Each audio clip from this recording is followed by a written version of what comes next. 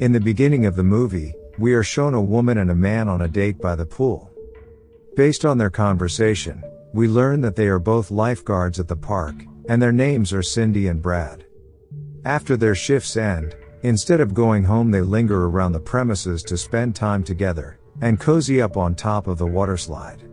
Not long after, a figure carrying a machete comes up to them, and brutally murder the two.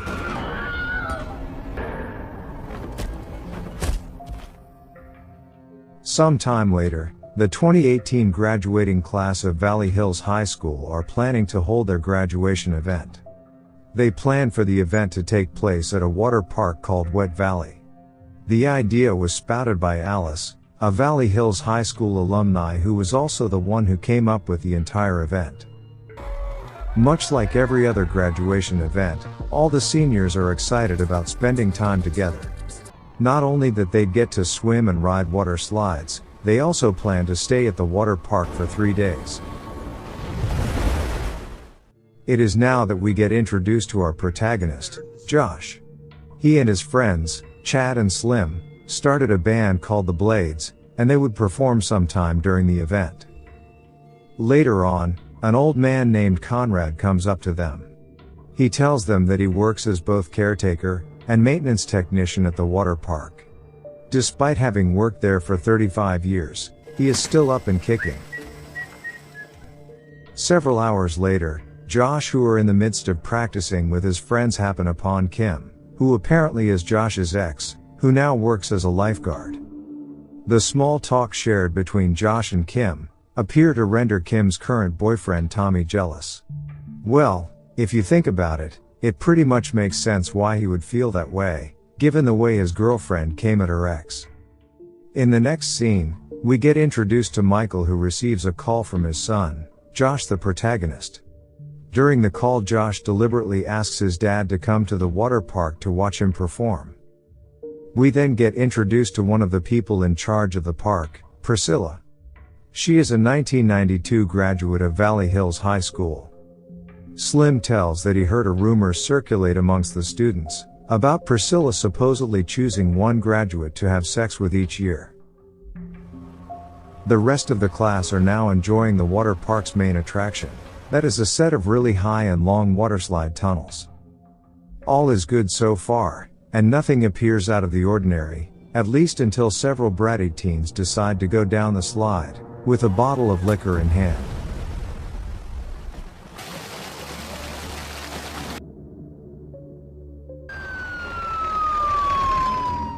The incident prompts Paul, the owner of Wet Valley, to take action, and Conrad, the caretaker, to clean the pool from broken glass and blood. In the afternoon, Kim and Tommy happen to come across Josh, who are hanging out with Chad and Slim. Josh's friends summon Tommy to ask him to look for a cord extension. While Tommy get busy setting up the speaker and microphone cables, Josh opts to seize his opportunity to be alone with Kim in another area. Alone and sneaking behind Tommy's back, Kim and Josh start hooking up. Meanwhile, Josh's dad is having dinner with Priscilla.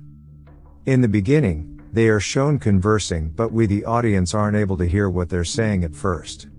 Based on their conversation, we learn that Priscilla is actually the wife of Paul, the owner of Wet Valley, while Michael, aka Josh's dad, is known as a wealthy man in the area.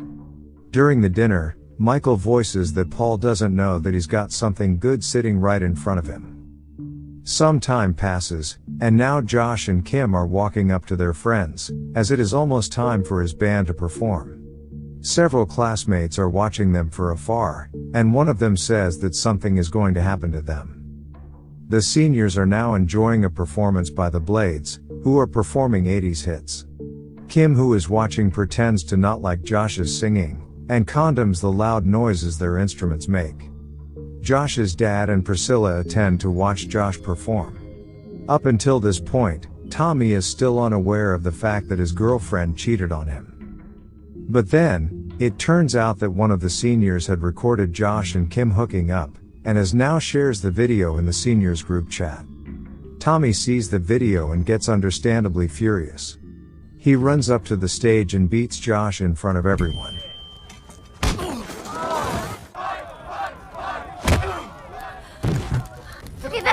fired. Get out of here. You're all dead. Things escalate even further when Priscilla catches her husband cheating with Alice, the girl in the beginning of the movie.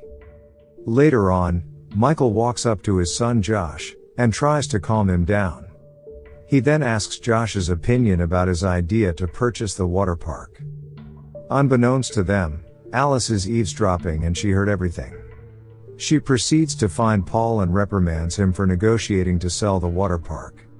Alice, who is Paul's mistress, is insecure as she feels that Paul might leave her after receiving the money he earns from the negotiation. The drunk Paul assures her that there is no way he would sell the water park as it is his only source of income. Several hours after, all the seniors are resting up for the night, and no one is out and about, except for one person who breaks into one of the water slides to install a pair of large metal blades, arranged in an X shape inside. Even worse, on the next day Michael, who is walking around surveying the area, is apparently being followed by a mysterious figure. God! Stop it! Ah! Anything you want! I'll give you whatever you want! What do you want? Michael gets shot in the leg and is then taken to the shed. As it turns out, the shed also contains Cindy and Brad's dead bodies, aka the two lifeguards from the beginning of the film. In the next scene, we learn that Tommy has been fired from his job, and Kim just dumped him. Shortly after, Conrad comes up to him and tells him that Kim no longer cares for him. However, Tommy still holds out hope because he loves her. After lunchtime, Conrad, the water park caretaker, runs the water that goes down the water slides. At this point, no one is aware of the metal blades inside one of the slides. Meanwhile, Priscilla, who also works there, opts to spend her time hooking up with Slim instead of doing her job. In the afternoon, all the seniors are excited to participate in a fun competition with a $500 prize. They would be split into teams, and will compete for the fastest to slide down the water slides. Naturally, Josh teams up with Chad and Slim. However, Slim is still nowhere to be found. They instead see Tommy, who suddenly comes up to them despite having been fired from his job. Tommy tells them that he comes not as an employee but as a visitor now, and he is also taking part in the competition. The rest of the seniors don't seem too fond of the idea and won't let him join. With Slim still nowhere in sight, Josh and Chad decide to ask Kim to team up with them.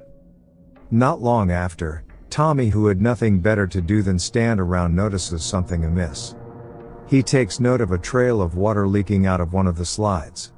He also finds remnants of the water slide's material, meaning someone has poked holes at the slide. While all the seniors are lining up to get to the top of the slides, Conrad is chilling by the pool waiting for the competition to start. While this is going on, Tommy, who is now convinces that one of the slides has been tampered with, begins trying to discourage everyone from going down the slides.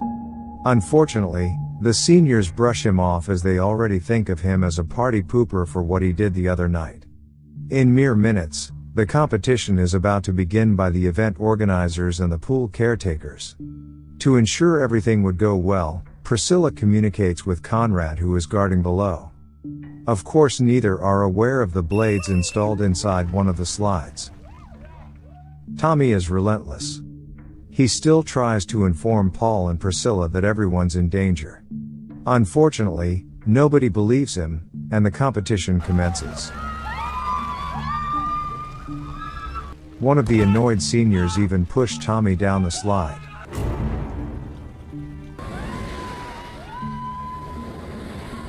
At the same time, 3 girls are going down the same slide, and as expected, they are instantly mutilated by the blades.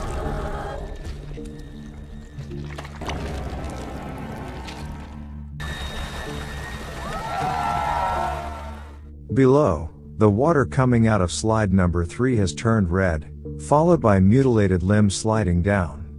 The rest of the visitors shriek in horror, while Conrad sprains his ankle, while he rushes down his lifeguard seat. Meanwhile, Tommy, who was pushed down the slide earlier, has now almost reached the metal blades. He has no choice but to cross his fingers, and hope nobody else slides down after him. At the same time, Conrad immediately tells Priscilla to stop the competition. And just so happens, their walkie-talkies are not working properly. Hence Priscilla remains blissfully unaware of the chaos below, and instead invites Paul to slide down. Paul takes the doom slide number 3. At the same time, Josh now rushes upstairs, and asks everyone to stop going down the slides. Paul, who is in the midst of going down the slide, proceeds to try to keep from sliding down further. Something wrong in the tunnel! Meanwhile, the 2 senior girls and Tommy, who are already crammed down the blades, get pushed down further and die. Nobody certainly expects that all this fun and games would turn this bloody. Amidst the panic, Conrad asks Chad and Kim to shut down the water pumps in the shed. But upon entering the shed, they stumble upon the dead bodies of Josh's father Michael along with the 2 lifeguards. Back to the slides, Paul can no longer hold on due to the rapid rush of water. Sorry, kid! He slides down and falls victim to the horrific blades as well. Following the massacre, Josh is informed by a lawyer that his father has left him quite an inheritance. However, one thing his father has not yet finalized is the purchase of the Wet Valley Water Park, which he had planned to demolish to make space for a $20 million shopping complex. Since Paul, the owner, died in the incident as well, that makes Priscilla the sole recipient of the money made from the transaction.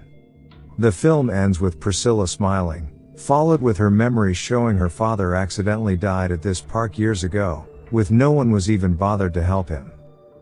She witnessed the entire thing when she was still a girl, and we can conclude that the culprit behind all the 2018 tragedy is Priscilla. She most likely concocted an elaborate plan, perhaps as a form of revenge, and simply to gain an inheritance.